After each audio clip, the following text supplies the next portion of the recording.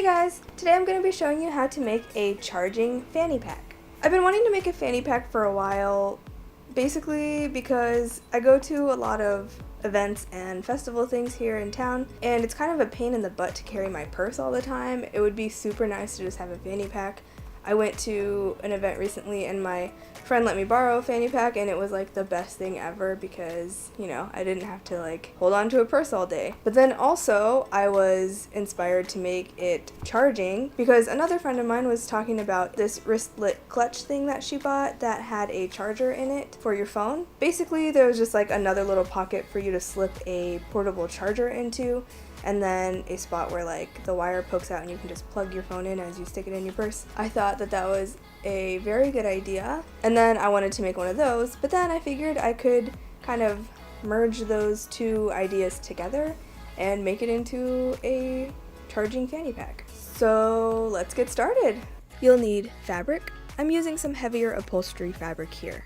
Small pieces of leather or pleather, matching thread, 3 zippers, 2 7-inch zippers and 1 9-inch, 2 purse lobster clasps, 2 D-rings, or in my case, I found these cool triangle rings, scissors, and a pattern, which I will go into detail right now. But first, my fanny pack ended up being a little bit smaller than I originally intended. This one is just big enough to fit my phone. So if you want something more roomy, just adjust the measurements to be a little bit bigger. So I did 3 pieces that are 7.5 by 5 inches with rounded corners at the bottom, 1 piece that's 7.5 inches by 4 inches, also with rounded bottom corners, a piece that's 11 inches by 3 1/4 inches, a piece that is 1.5 inch by about 15 inches, 4 pieces that are 2.5 inches by 2 inches, fold these pieces in half, mark down 1.5 inch on the folded side, and then draw a curve from that mark to the corner like so, and then cut it out. When you unfold it, it should look like this. And finally, cut 1 piece that is 2.5 inches by your waist measurement minus about 10 inches. I measured and cut all of these pieces onto some notebook paper and then traced them onto my fabric and cut them out. Also, the zipper that I wanted to use for the front of the fanny pack was only 7 inches, so I ended up cutting extra pieces of fabric to sew onto both sides of the zipper to make it 9 inches. If you use a 9-inch zipper, then you don't have to deal with that. Take one of the bigger body pieces and measure down 1 inch from the top and 1/2 inch in on each side. From this mark, measure out 1/4 inch. Mark V shapes at the short edges like so, and then cut along these inner marks. Fold the flaps down and pin in place. Take the 11 inch by 3 1/4 inch piece and fold the corners down, right sides touching like this. Mark 2 inches in and pin in place. Take these small pieces and pair them up, place them right sides touching and pin them together. Now take the waist strap piece, fold together right sides touching and pin along the edge. Now to do the first batch of sewing. On these pieces, sew along the top and curved edges. Flip right side out and then top stitch the edges. Thread the D-ring or triangle ring or whatever you have and then fold in half. Pin together and sew up this edge. Take the big piece with the hole and sew along the edge of the hole to keep the flaps down. Pin one of your zippers in place and then sew it in place, stitching over the already existing stitches. My zipper was a bit long for this part, so I had to cut the excess off, but if you're using a 7-inch zipper, you shouldn't have to do that. Cut a small square about 1/2 inch or 1 inch or so, I kind of just eyeballed it, from your leather or pleather piece. Sew it down around the edges onto the side under the zipper like so. Cut a diagonal hole into this piece, making sure not to nick the edge stitching, and then flip it over and cut the main fabric away like this. Now take this piece and sew up the sides that you marked. Trim the excess off, flip it over, and top stitch these seams. Sew the long strap. Flip it right side out, and then top stitch the edge. Take the small front piece and pin the 15-inch strip around the edge, right sides touching, and then sew around the edge. Before flipping this right side out, cut little V-shaped notches in the curved sections, and this will help it keep from looking bulky when it's flipped around. Take the 9-inch zipper, or in my case the 7-inch zipper that I added fabric ends onto, and pin it along the edge of this piece, right sides touching. Sew this down, flip it up, and sew a top stitch. Take this top piece and place it on the zipper, right sides touching, making sure that the edge that you're lining up is the one that has the stitched corner pieces like this. And then sew this edge up. Now move this top fabric down so that it covers the zipper and pin it in place.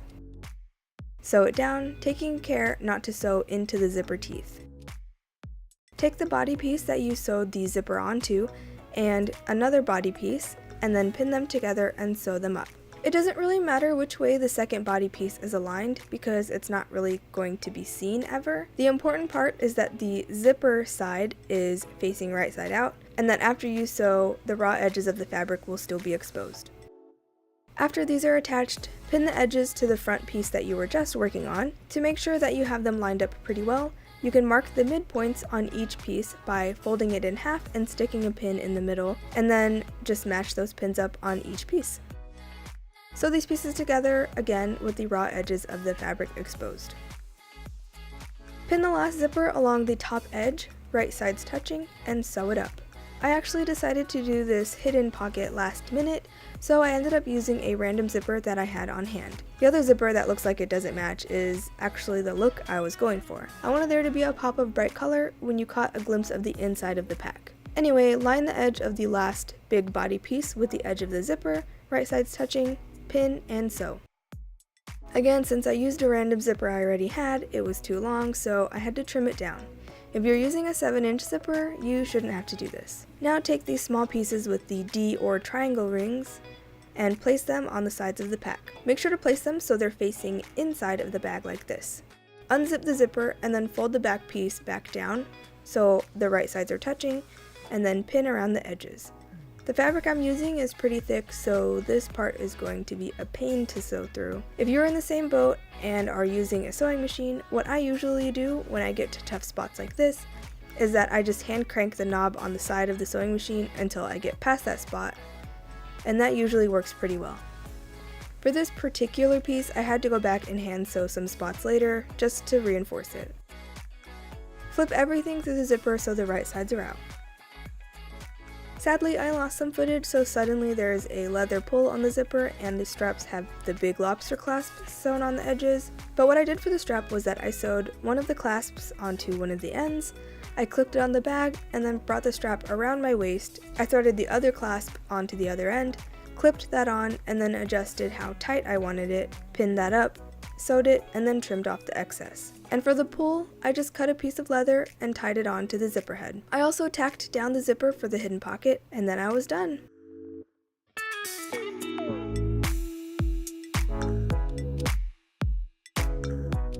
So what you do is you stick your power bank into the inner pocket and thread the wire out of the hole. Then you can simply plug your phone in, stick that into the main pocket, zip it up, and let it charge.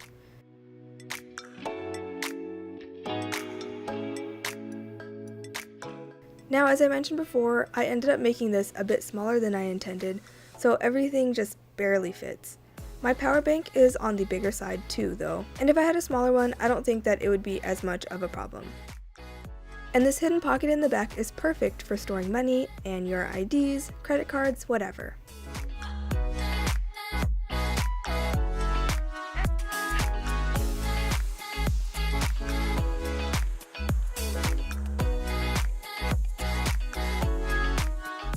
I hope you guys enjoyed this video. If you did, please leave a like. If you want to see more, then feel free to subscribe. I post art videos every Tuesday and DIY videos every Thursday. You can follow me on Twitter, Tumblr, Instagram, Pinterest, Snapchat, and Twitch, and I'll leave the information to all of those down below. If you have any questions or suggestions for future videos, please leave a comment down below, and I'll see you next week. Oops. She made that fanny pack, so she's just getting. And then can you roll?